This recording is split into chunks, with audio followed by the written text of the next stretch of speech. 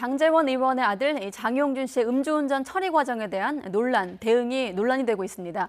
경찰의 대응 과정이 일반적인 음주운전 사고와 비교했을 때 너무 달랐다는 지적인데 어떤 점이 좀 문제가 있는 걸까요? 염건웅 유원대 경찰 소방 행정학부 교수와 통화해보면서 알아보도록 하겠습니다.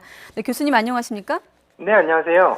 자, 일단 드러난 사실만 놓고 보면 이제 본인이 사고 사실과 운전자 바꿔치기 이 의혹은 모두 이제 그런 사실을 인정을 한 상황이고 지금 논란이 되고 있는 대목들을 한 가지씩 좀 여쭤보도록 하겠습니다. 일단 이 당사자인 장 씨가 운전 사실을 부인하자 경찰이 별 의심 없이 귀가 조치를 했거든요. 이 대목은 어떻게 보세요? 네, 일단 그 경찰의 어떤 지침에 따르면 그 음주사고 시 현행범 체포 판단 기준이 음주운전 사고라도 피해자가 이제 사망하거나 크게 다치지 않는 이상, 그러니까 중상해가 없는 상태에서는 체포를 하지 않고 임의 동행을 하게 되어 있다. 그러니까 이제 마포경찰서에서는 이 경찰청 지침을 따른 것이다라고 이제 밝히고 있고요. 민감용 총장 같은 경우도 당시에 사고 지점에 장 씨가 없었고 또 피해자를 그러니까 운전자를 못 본 상태, 피해자가 운전자를 못 본 상태이기 때문에 운전자를 특정할 수 없는 상태여서 상당한 애로가 있었다. 그래서 결국은 장 씨를 귀가 조치했던 것이다. 그러니까 경찰의 입장에서는 이거 사망이나 중상해 사고가 아니고 또 운전자를 특정하지 못했기 때문에 자택으로 귀가를 시켰다라고 밝히고 있습니다. 그러니까 피해자가 경상임점, 그다음에 운전자를 특정하지 못했기 때문에 일단은 귀가를 시켰다. 일단은 마포서 매뉴얼대로 한 것이다 이렇게 보시는데 이 부분은 어떻습니까? 일단 새벽 시간에 일어난 사고고 우리가 알고 있는 좀 상식의 기준으로 좀 밀어봤을 때 음주 측정은 했어야 되지 않나 이런 의문도 있거든요. 네, 왜냐하면 여기서 이제 장용준 씨의 음주운전 은폐 의혹이라든지 운전자 바꿔치기 의혹이 드는 건데요. 그러니까 새벽에 이제 2시 40분에 오토바이 추돌을 했고 여기에 운전자가 일일이 신고를 했던 상황이고 경찰이 현장에 출동을 했는데 여기서 이제 장용준 씨는 내가 운전을 안 했다라고 거짓 진술을 했습니다. 그리고 이후에 30분 뒤에 한 남성이 30대라고 처음에 밝혀졌던 남성이 나타나서 내가 운전했다라고 이제 거짓 진술을 했고 장용준 씨가 여기서 귀가 조치를 한 이후에 2시간 이후에 다시 찾아와서 이제 자수를 했던 상태에서 시인을 했는데 여기서 경찰이 초동 조치를 잘못했던 부분 여러 가지가 보인다는 거죠. 왜냐하면 현장 상황에서 분명히 교통사고 피해자가 있는 상황인데 운전자가 없던 상황이잖아요. 장용준 씨는 100m 떨어진 쪽에 있었고 운전자는 없는 상황에서 결국 교통사고 현장에서 운전자가 없다라는 것은 뺑소니일 가능성이 상당히 높은 거거든요. 그리고 또 여기에 장용준 씨가 본인의 차량이다라고 얘기는 했기 때문에 이 부분에 대해서도 음주운전일 가능성도 상당히 높은 부분이 보이는 거죠. 이 두 가지 사안에 대해서는 결국 그 교통사고 처리 특례법의 12대 중대 과실에 해당이 돼요. 그러니까 뺑소니랑 음주운전 사고는요. 그렇기 때문에 현장에서 교통사고를 일으킨 당사자, 운전자가 없다. 난 그냥 차주다. 근데 30분 이후에 어떤 한 사람이 와서 내가 운전했다.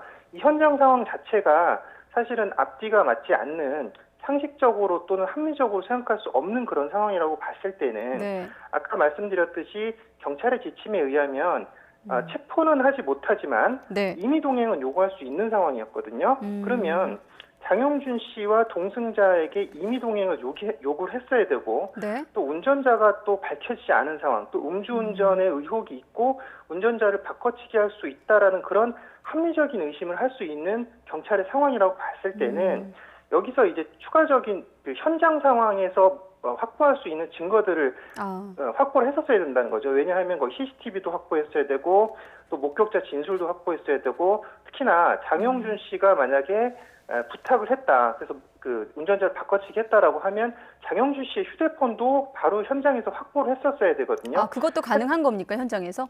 일단 뭐 요청은 할 수 있는 것이니까요. 일단 그 부분. 그래서 이런 부분에 있어서 경찰이 처음에 놓친 부분이 너무 많지 않았냐라는 그런 의혹이 드는 부분입니다. 일단 경찰 입장에서는 현장에서 장 씨가 본인이 운전자가 아니라고 했기 때문에 이 사고 자체를 뺑소니로 보지 않는다는 입장이지만 또 일각에서는 결과론적으로 봤을 때 이 사건을 좀 뺑소니 혐의를 적용할 수 있지 않느냐 이런 시각도 있는데 교수님은 어떻게 보세요?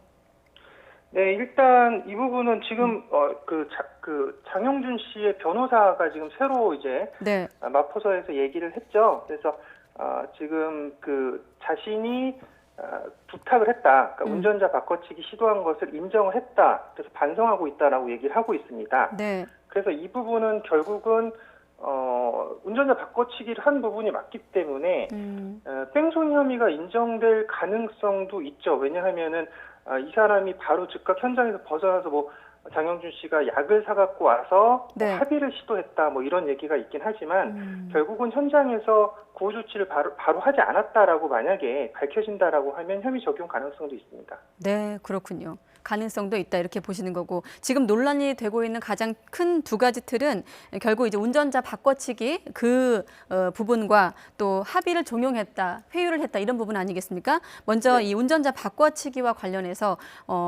지금 일단 이 남성 바꿔치기를 했다는 그 아는 형이라는 그 사람 입장에서 봤을 때는 어떤 범죄적인 혐의가 적용이 되는 지점이 있을까요?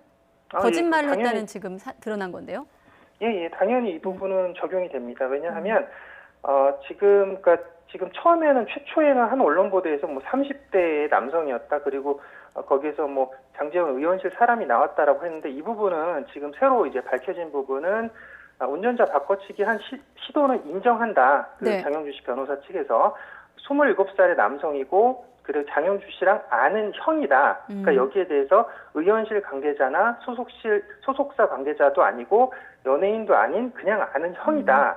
근데 장영준 씨가 이 부분은 부탁을 했다라고 네. 얘기를 해서 반성하고 있다라고 했거든요. 근데 이 부분은 결국은 지금 그 범죄 혐의가 적용이 돼요. 운전자 바꿔치기 같은 경우는 제3자에게 거짓 진술을 부탁했다라고 하면 범인 도피죄 그리고 범인 도피 교사죄가 성립이 되는데, 네. 그러니까 장영주 씨 같은 경우는 범인 도피 교사죄고요.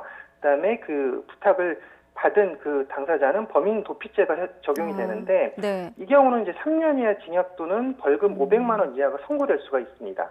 아, 그렇군요. 그리고 나머지 부분 이제 금품 합의 시도 부분인데 일반적으로 교통사고가 발생했을 때 합의 시도를 할 수 있는데 이제 문제가 되는 부분은 금품으로 합의를 종용했다는 부분과 특정인의 어떤 신분을 거론했다는 이 부분 아니겠습니까? 네네. 예, 협박이나 회유가 있었다면 좀 어떤 점으로 또 확대가 될까요?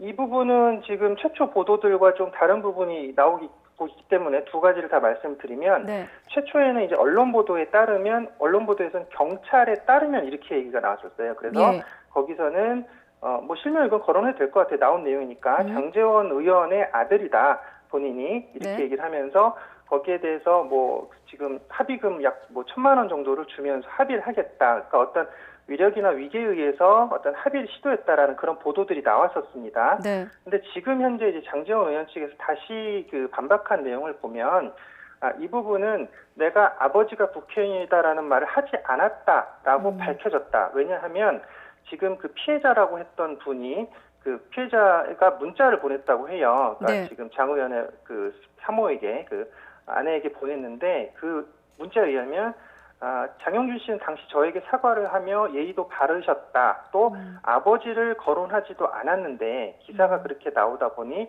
저도 마음이 불편하다라고 언급했다라고 지금 새로 내용을 장 의원 측에서 얘기를 했거든요. 일단 피해자하고는 합의는 됐다고 하더라고요. 알려지기로는.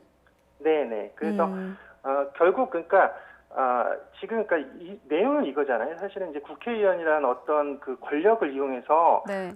돈을 주고 합의를 시도했다라는 부분이 이제 문제가 됐던 거잖아요. 네. 일단 장 의원 측 쪽에서는 국회의원이라고 지금 그 아들이 얘기한 적이 없다. 지금 장영주 씨가 얘기해서 합의를 종용하지 않았다. 그리고 이 부분에 대해서 계속 언론에서 보도를 하게 되면 나는 법적 대응을 하겠다라고 지금 하고 있거든요. 네. 근데 만약에 이게 지금 처음에 언론에서는 경찰에서 밝힌 바에 의하면 국회의원이라고 했고 합의금을 주고 합의하겠다라고 했다라는 부분이 만약에 어떤 협박성으로 들려졌다. 그 사실이 만약 가정이 맞다라고 봤을 때는 그 부분은 이제 협박죄가 적용될 가능성도 있습니다. 이 부분이 만약에 이제 협박성 발언이 어떤 들어갔다라고 하면 협박죄가 적용될 가능성도 있고요.